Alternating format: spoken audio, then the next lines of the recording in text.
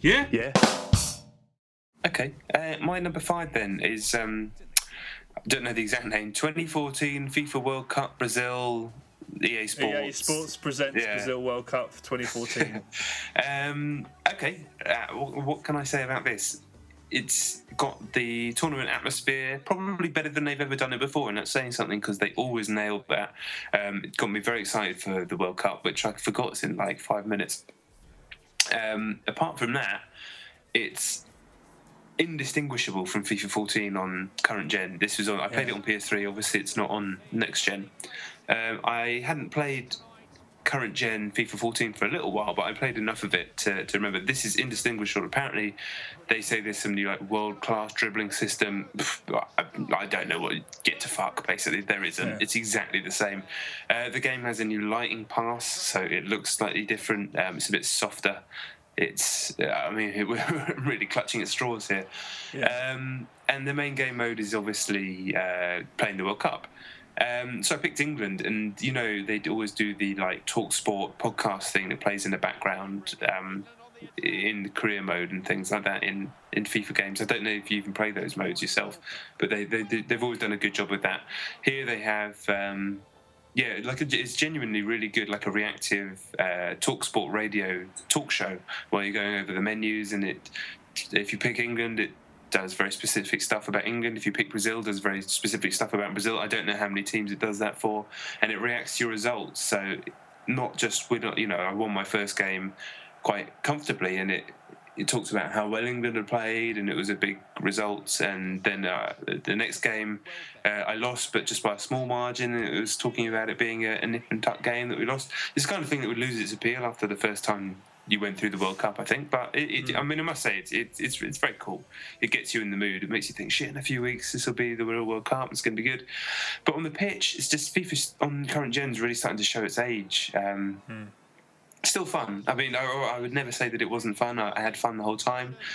Scored some fun goals. The crowd effects are really, really good in this version. It has all like I fucking hate the England brass band. I hate them. It makes me feel like I've got a stomach ulcer the second I hear that trumpet. But it has them in the game, so it kind of makes it feel real.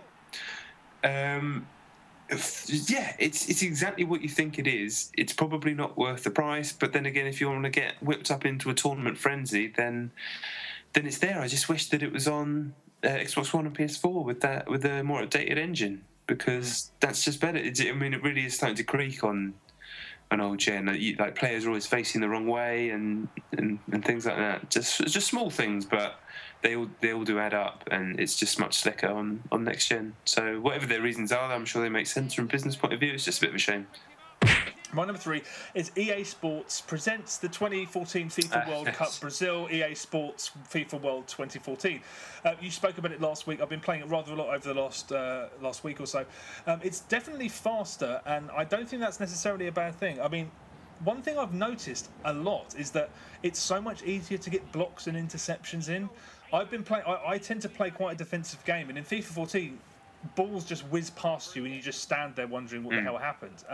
I'm doing some really amazing blocks, and it happens less than you'd like. But the problem with headers off corners in FIFA 14 is that your guys just stand there waiting for it to happen. Yeah. And here I've done a couple of, I've got guys on the goal line and just done some amazing sort of saves.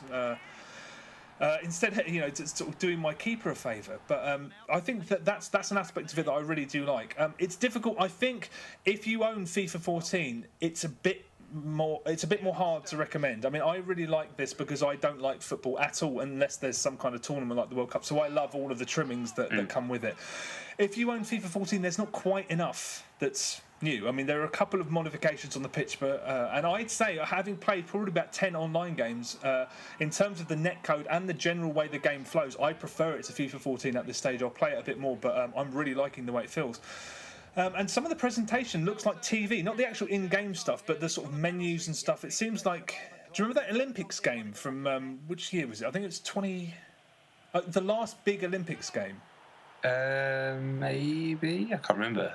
No, but I don't think they did, but at the time I thought that they'd somehow spoken with the BBC or something, and they'd organised to use all their graphics and stuff, because the presentation on this game looks really, really good. I like the drills that you weren't so keen on, those little mini games that you do. No, they're fine. I just couldn't be bothered to do them. Yeah, it's weird to make them mandatory, but then I suppose makes things a little more interesting, because if you screw them up, they affect your player stats of individual players. So you pick who to do the tests and whatnot. But also, you can excel with them. Also, I like the story of qualifying mode. It's those challenge scenarios that they first came out in earlier FIFA games, where you kind of rewrite history by jumping in, usually in the second half, normally in the last 5 minutes, and you have to complete objectives to try and sort of change the course of history during the qualifying period of the World Cup. And that's really cool. I mean, I really like those. They're almost like mini games where you play the game for very, very small moments. I don't love football games on single player. That's another issue for me. I mean, I'm not sure I could recommend it, because I play online and that's pretty much it, because I don't really understand why you'd want to play against AI. I've never understood. And the AI in this, I keep switching between the top two tiers, and one of them was too easy and one of them was just too hard. So there was one instance where I was defending against, who's that Liverpool player that bit someone's nose off or something? Suarez, right. And he was just dancing around me like for about 30 seconds. I'm trying to play a game here. Like, I mean, congratulations, AI, you've done your homework and you've practiced, but I'm just running up and down the goal, and he's just playing with the ball. And so why? So I don't understand that. But if you're unlike me and you love the tournament sort of atmosphere, which this does a great job of conveying, and you tend to play the single player as much as the multiplayer, I'd say it's recommended. I mean, it's just about good enough to justify its own existence, but it's not a masterpiece or anything, although I will be playing it until the actual World Cup's over, at least.